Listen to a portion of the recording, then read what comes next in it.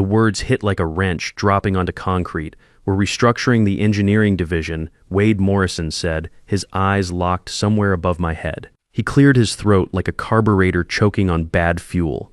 "The board believes fresh digital perspectives will optimize our operations moving forward." I'm Harold Peterson, but everyone calls me Hank. I'm 47 years old, and I'd just been told that 19 years of engineering experience didn't matter anymore. I sat there, adjusting my father's Craftsman wrench in my pocket, the one he'd carried at the Ford plant for 30 years. And who exactly is taking over my division? Jordan Walsh, MIT graduate, specialized in IoT integration and predictive maintenance algorithms. The floor felt like it was shifting under faulty foundation supports. The kid who started last month in systems analysis. Wade nodded like he was discussing weather patterns. 29 years old, actually. Impressive academic credentials and innovative thinking that aligns with our Industry 4.0 transformation. I laughed, a harsh sound that made him flinch like metal scraping metal. Industry 4.0, I built this division from scratch. Our client safety record is spotless for 8 years running. What exactly needs transforming? This isn't about performance, Hank. He slid a folder across his desk like passing defective parts down an assembly line. "We're transitioning you to senior technical consultant. You'll retain full benefits. We value your institutional knowledge." Institutional knowledge. The phrase tasted like machine oil. That's what they called 19 years of preventing equipment failures, designing safety protocols that actually worked, and building relationships with clients who trusted me with their workers' lives. Wade's expression stayed flat. "Corporate smooth. Your new workspace is ready. You can relocate your equipment today." The next morning, I watched Jordan settle into my office. My office. Those MIT-trained fingers tapped across my old drafting table as he arranged his belongings. A standing desk converter, 3 monitors displaying real-time sensor data, and a whiteboard covered in algorithm flowcharts. My new corner space had half the square footage and a view of the building's HVAC units instead of the plant floor below. The nameplate reading Senior Engineering Director had been replaced with Technical Consultant before I'd even arrived that morning. The division meeting started at 9 headed, my team. My people who understood that every decimal point in a stress calculation could mean the difference between workers going home safe or not. They filed into the conference room, avoiding eye contact, shoulders hunched like machinery under excessive load. Jordan stood at the head of the table where I'd run safety briefings for nearly 2 decades. "Morning, everyone." His voice carried that fresh graduate confidence. "I'm excited to lead this exceptional team into our digital future. I've been analyzing our client systems and have identified significant optimization opportunities." I listened as he stumbled through plant names, mispronouncing technical specifications. "Our work with Torino Manufacturing's legacy equipment needs immediate sensor integration." "Torino Manufacturing," I corrected quietly. "Vince Torino. 3rd-generation family business. They're particular about maintaining their grandfather's safety protocols." 20 pairs of eyes swung toward me. Jordan's smile tightened like an over-torqued bolt. "Right. Thanks for that clarification, Hank." My phone buzzed with an incoming message. The sender made my pulse steady, like a well-tuned engine. "Vince Torino, my main contact at our largest manufacturing client. Emergency consultation needed. Tuesday, 7 a.m., usual diner. Concerned about recent system changes." I slipped the phone back into my pocket, allowing myself the smallest adjustment of my wrench set as Jordan fumbled through explaining implementation timelines he clearly didn't understand. "Excuse me," Scott Barnes from our analysis team interrupted. "But doesn't this sensor array conflict with the Torino safety interlocks?" Jordan blinked like a system experiencing unexpected input. "Well, we can optimize those parameters. The Torino interlocks are hardwired for steam pressure monitoring." Neil Rodriguez from engineering added, "We've maintained that configuration for 12 years. It's literally why they haven't had a boiler incident since 1987. The room went quiet as Jordan shuffled through his digital files, finding nothing that addressed 3 decades of safety engineering. This was only the beginning. "My name is Hank Peterson, and for 19 years I'd built the industrial engineering division of a mid-sized consulting firm in Cleveland. Started as a junior draftsman and worked my way up through determination and an understanding that in manufacturing, mistakes don't just cost money, they cost lives. I knew every client's equipment like I'd assembled it myself. I remembered plant supervisors' kids' names, maintenance schedules, and the stories behind every safety modification we'd implemented. I was 47, with the first gray threading through my brown hair, earned through late nights preventing equipment failures and early mornings investigating near misses. My son Brad had grown up watching me review technical drawings at the kitchen table, postpone fishing trips for emergency plant calls, and miss Little League games when a client had a crisis. "Just until we get this system stable," I'd always promise.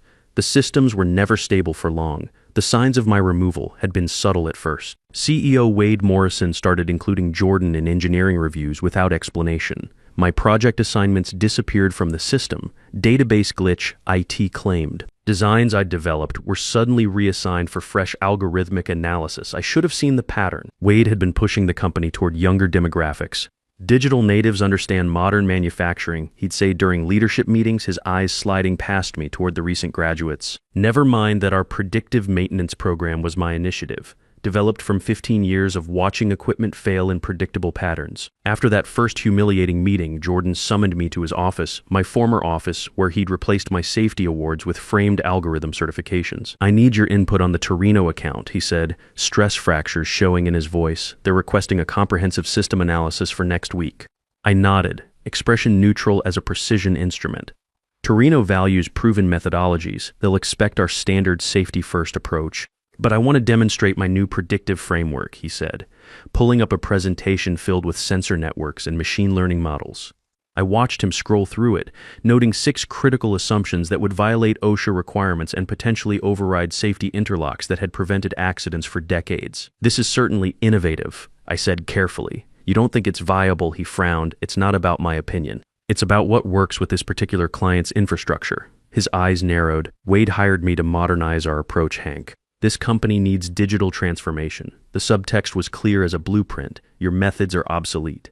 That night at home, I sat at my kitchen table, laptop open, a cup of coffee cooling beside me. My wife, Linda, found me there at midnight, still staring at equipment specifications. "Rough day at the plant?" she asked, using our old joke from when I'd worked factory floors. I looked up at my wife of 22 years, her face concerned. "They replaced me with a kid who thinks sensors solve everything." Linda slid into the chair beside me. "With someone who's never seen what happens when safety systems fail? Apparently experience is a liability now. I'm too established, too focused on legacy thinking." Linda squeezed my hand. "You mean too expensive and too smart for some insecure CEO?" I smiled slightly. "Maybe." "So what's your backup plan?" she asked, pointing to the notebook where I'd been sketching ideas. I looked down at the preliminary business plan I'd been developing. "I'm working on it." "Good," she said firmly. "Because you taught Brad never to let anyone undervalue what you've built." The next morning, I arrived early before the day's shift. I sat at my reduced workspace, organizing technical files when Jordan rushed in, already looking overwhelmed. "Morning," he said tersely, barely acknowledging me as he headed straight for his office. Through the glass, I could see him making frantic calls, gesturing like someone trying to explain a system failure they didn't understand. At exactly 8:15, my phone lit up with a message from Neil in engineering. Emergency meeting called. Torino threatening to terminate contract after reviewing Jordan's sensor implementation plan. I tucked my phone away and continued organizing my files, the weight of my wrench set steady in my pocket. 3 minutes later, Wade himself appeared, walking fast toward Jordan's office. "Where's the Torino safety documentation?" he demanded loud enough for me to hear through the glass. I kept working quietly, pretending not to notice the crisis developing around me like pressure building in an unmonitored system. By 8:30, Wade emerged and headed straight for my corner. "Hank," he said, his business smile strained like a cable under excessive load. "We need your technical expertise on a sensitive situation." I looked up, expression mild as a properly calibrated gauge. "How can I help the Torino situation?" "There's been some confusion about our system recommendations." "Confusion about safety protocols?" I asked, maintaining direct eye contact. Wade's smile tightened. "Jordan introduced some efficiency improvements. There's been pushback. That's concerning. Safety systems aren't typically areas for efficiency experiments. We need you in the emergency meeting. You know Vince Torino better than anyone." I nodded, gathering my technical notebook. "Of course. Happy to provide consultation." The conference room felt like a pressure vessel about to fail when I entered. Jordan sat at the head of the table, face pale as primer coat, Wade beside him. The speakerphone connected us to Vince Torino in Cleveland. "We have Hank joining us now," Wade announced to the phone. "Hank." Vince's voice immediately warmed like a well-maintained engine finding its rhythm. "Finally, someone who understands our operation. What the hell is going on over there?" "Morning, Vince," I replied, slipping into the technical discussion I knew he valued. "How's the new apprentice program working out? And how's your son, Tony, doing with the welding certification?" "Excellent. He just passed his structural certification." Been asking about your Brad, heard he graduated engineering? I could feel Jordan staring as I navigated the relationship with the ease of 12 years of partnership, gently steering Vince back to his concerns about the proposed system changes, explaining the miscommunication and assuring him that proven safety protocols would remain unchanged. By the call's end, Vince was satisfied. This is why we trust Peterson Engineering. You understand that some things shouldn't be fixed if they're not broken. After we disconnected, Wade cleared his throat. Excellent work, Hank. This is exactly why we value you as a consultant. I smiled neutrally, happy to help maintain client relationships. As I walked out, I felt Jordan's eyes tracking me like a targeting system. What he didn't know was that I'd been preparing for this scenario for months. Because in engineering, the biggest mistake anyone can make is assuming newer always means better. Over the next week, a pattern emerged like a repeating mechanical cycle. Jordan would announce sweeping changes to our processes. Clients would resist. I would be called in to consult. Relationships would stabilize. Each time, I was careful to appear helpful but neutral, just providing technical support, I would say, when Wade thanked me for preventing another client crisis. In reality, I was documenting every failure, cataloging each safety oversight while maintaining detailed records of all client interactions. The division operated on relationships I had cultivated over nearly 2 decades. Connections that existed nowhere in the company's formal database because they lived in trust, shared experience, and mutual respect for the work. 2 weeks after my demotion, Jordan called me into his office. He'd removed my achievement awards and replaced them with a meditation corner complete with a small fountain that couldn't mask his obvious stress. I need background on the Hoffman Steel account, he said without preamble. They're refusing to work with anyone but you. I nodded. Carl Hoffman values consistency. His operation was our first major industrial client. I know that, Jordan snapped. I read the file. What I need is whatever you know that isn't documented. I considered him for a moment. Carl's a veteran. He schedules all meetings around his physical therapy appointments, Tuesdays and Fridays. He never takes calls between 1,400 and 1,600 hours. He prefers technical data presented in military-style briefings, needs time to process specifications before decisions, and values straightforward communication above all else. Jordan scribbled notes frantically. Why isn't any of this in our client management system? It's personal information shared over 15 years of building professional trust. Not everything belongs in a database. His eyes narrowed. You've been deliberately keeping information to create dependency on your experience. The accusation hung between us like a misaligned component. I maintained eye contact, voice steady. I've been building relationships the way this business requires. The information has always been available to anyone who asked the right questions. Well, I'm asking now, he said, sliding a legal pad across the desk. Write down everything about every client. Everything you know that others don't. I took the pad. Of course, happy to help with knowledge transfer. That evening, I called Vince Torino from my personal phone. They've got that college boy running your division. Vince's voice filled my kitchen. Wade's finally lost his mind completely. He's learning the business, I said, diplomatically. Learning? His sensor proposal would have overridden our steam pressure interlocks. When I explained why those exist, he asked if we could optimize around the legacy limitations. I told him those limitations prevented my grandfather from dying in a boiler explosion. I winced. I'm sorry about that misunderstanding. Don't apologize for his ignorance. What's really happening, Hank? Why would they sideline their best engineer? Fresh perspectives. Apparently, Vince snorted. Cheaper perspectives, you mean? Our contract renewal comes up next quarter. I hope they don't expect the same partnership without you running things. I made a non-committal sound. I'm still with the company as a consultant. For now, Vince said knowingly. Let me guess, they'll phase out your position once they think they've extracted everything you know. The conversation shifted to his son's progress in the apprentice program, but Vince's insight lingered. He wasn't wrong. My consulting role was clearly temporary, a convenient way to download my knowledge before discarding me completely. The next morning, I handed Jordan my client documentation, a carefully edited collection that included everything generally known within the team, but omitted the deeper personal insights that made relationships truly valuable. This is everything. Jordan flipped through the pages, frowning. The technical essentials I confirmed. The rest develops through time and relationship building. He muttered something under his breath that sounded like convenient before dismissing me. That afternoon, our team gathered for the monthly progress review. I sat in the back, observing as Jordan presented his vision for systematizing our client approach. We need standardized protocols, he announced, displaying rigid flowcharts of client interactions. Too much of our current methodology depends on individual relationships rather than scalable systems. Scott Barnes raised his hand. Won't that undermine the personalized service our clients expect? Personalization can be systematized. Jordan insisted. We'll create comprehensive client profiles and automated response protocols. I watched my team exchange glances. They understood what Jordan didn't, that our clients valued human connection and technical expertise above algorithmic efficiency.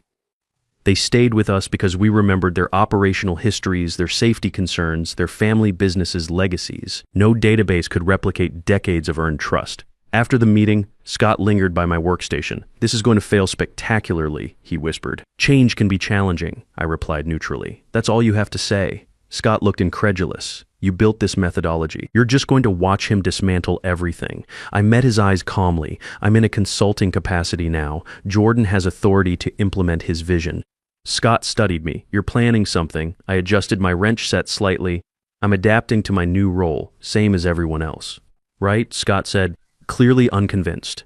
"Well, when this operation starts failing, I hope you've got backup systems in place for the rest of us." As he walked away, my phone buzzed with a message from Vince Torino, "Meeting request denied. New protocols incompatible with our safety requirements." What's happening over there? I pocketed my phone without responding. The stress fractures were beginning to show. By the 1-month mark of Jordan's leadership, client complaints had doubled. 3 smaller accounts announced they were evaluating alternative consulting firms. Team morale plummeted as Jordan implemented reporting requirements that doubled everyone's administrative workload without improving technical outcomes. Wade started appearing in our department more frequently, his forced confidence wearing thin with each visit. I maintained my corner position, completing increasingly meaningless assignments while watching the division I'd built begin to fail like an overstressed component reaching its breaking point. "You need to do something," Neil cornered me in the break room. "Hoffman Steel is threatening to walk. That's a $2 million annual contract." "I'm sure Jordan has a systematic approach," I replied, stirring my coffee. Neil lowered his voice. "The team is updating resumes. Scott has an interview next week." That got my attention. Scott was brilliant, the best systems analyst I'd ever worked with. Losing him would be catastrophic. "What exactly do you expect me to do?" I asked quietly. "I don't know. Something. Anything. You always had backup plans." I looked at him steadily. "Plans take time, Neil. Sometimes you have to let systems reach their failure points naturally." He shook his head in frustration. "While you're waiting for natural failure, we're losing everything you built." As Neil walked away, Jordan appeared in the break room doorway. "I need you in my office," he said curtly. I followed him, noting the new tension in his shoulders, the slight disorganization of his usually precise workspace. "The quarterly numbers are due tomorrow," he said without preamble. "I can't reconcile the performance metrics. The reporting structure isn't functioning." "The structure you implemented 3 weeks ago?" I asked mildly. His jaw tightened. "The structure your team is clearly sabotaging. Nothing correlates. Client satisfaction metrics are failing and revenue projections are worse than projected." I took the reports he thrust at me, scanning them quickly. These weren't signs of sabotage. They were accurate reflections of systematic failure. These aren't sabotage indicators, Jordan. They're performance data showing the results of process changes. 3 clients have reduced their contracts. Carl Hoffman indicated he may not renew because your people have poisoned him against my methods. I kept my voice level. Clients respond to changes in technical approach. Relationship management matters in this industry. The relationship approach was holding us back. He slammed his hand on the desk. "We need scalable, repeatable processes that don't depend on individual connections." Wade agrees with me. "Then perhaps you should discuss the reporting structure with Wade." His eyes narrowed. "You're enjoying this, aren't you? Watching me fail while you sit in your corner playing the wise martyr, proving you were right all along." I set the reports down carefully. "I want this division to succeed. These are my people, my clients, but I'm not in a position to direct technical strategy anymore. Then help me fix this," he demanded. "Take over the quarterly presentation, make these numbers make sense. Show me how to present this data without Wade firing me." And there it was, the leverage point I'd been waiting for. I nodded slowly. "I'll need access to all client technical files again, and I'd like Scott pulled off his current assignment to assist with the analysis." Jordan hesitated, then nodded tersely. "Fine, whatever it takes. The presentation is at 10 a.m. tomorrow." As I left his office, I allowed myself a small adjustment of my wrench set. The components were moving exactly as calculated. What Jordan didn't realize was that I wasn't playing to win back my old position. I was engineering a much more comprehensive solution. That night, I worked late in the office, long after everyone else had left. With temporarily restored access, I compiled a detailed analysis of division performance before and after Jordan's implementation. The data told a story that no amount of creative presentation could disguise. Scott joined me around midnight, coffee in hand. "So we're saving his career?" he asked.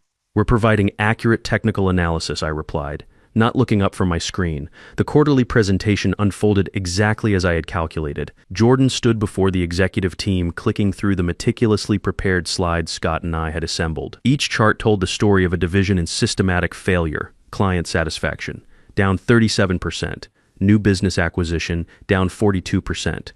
Team productivity metrics, showing alarming downward trends across all categories. "As you can see," Jordan said, his voice growing smaller with each slide, "we're experiencing some transitional challenges." Wade's face transformed from mild concern to barely contained anger. "Transitional challenges? This is a complete operational failure. Jordan, what exactly is your recovery plan?" Within 17 days after the quarterly presentation disaster, Wade called me into his office. Jordan sat stiffly in one chair. Victoria from the board occupied another. "Hank, thank you for joining us." Wade began, "In light of recent events, we've been reevaluating our organizational structure." "The board feels we made an error in judgment," Victoria said directly. "Your leadership is clearly essential to the division's success. We'd like to reinstate you as Senior Engineering Director." I let the silence stretch before responding. "That's a generous offer. However, I must decline." All three stared at me in shock. "My trust in this organization's leadership has been irreparably compromised," I said calmly. "If professional value is only acknowledged during crisis situations, then perhaps my expertise would be better appreciated elsewhere." I pulled a folder from my bag. "This is my formal resignation, effective immediately. As of yesterday, I've established my own consulting firm. Victoria has already reviewed my proposal." Wade's face reddened. "This is a conflict of interest. My firm operates in advisory capacity across multiple industries. Perfectly legal. My attorney confirmed it." "Your clients will follow you," Jordan said quietly. "Not all of them. Only those who value relationship continuity over corporate efficiency metrics." I stood to leave. "Oh, and Scott Barnes and Neil Rodriguez have accepted positions with my new firm. They'll be submitting their resignations this afternoon." 3 months later, Peterson Industrial Solutions occupied the top floor of a riverside office building with floor-to-ceiling windows overlooking the Cuyahoga River. 12 former teammates had joined me, bringing their expertise in client relationships. Our client roster included 7 major accounts that had followed us, plus 11 new ones drawn by our reputation for relationship-based technical excellence. On a crisp autumn morning, I sat across from Vince Torino at our usual diner. He raised his coffee cup and a small toast. "To engineering brilliance," he said with a knowing smile. "When did you first begin planning your exit?" I sipped my coffee before answering. "The moment I noticed Wade including Jordan in executive meetings 4 months before my demotion. A good engineer always recognizes system stress patterns." "The most effective backup plan isn't about destruction," I said. "It's about construction, building something better from what others failed to value." Outside the window, I could see my new offices reflecting the morning sun. Inside, my team, my people, were building something remarkable together, something that valued relationships over rigid processes, experience over theoretical innovation, and loyalty over short-term profit optimization. The view from this side of the river was far better than anything I'd had before. If you've stayed with me through this entire story, I appreciate you taking the time. Sometimes the smartest response to workplace betrayal isn't immediate retaliation. It's strategic patience followed by building something better on your own terms. When organizations stop valuing experience and relationships, that's usually when those very qualities become your greatest competitive advantage. If this story resonated with your own workplace experiences, I'd be interested to hear about them in the comments. Have you ever had to activate your own backup plan when corporate politics threatened what you'd built? Your insights could help others navigating similar challenges.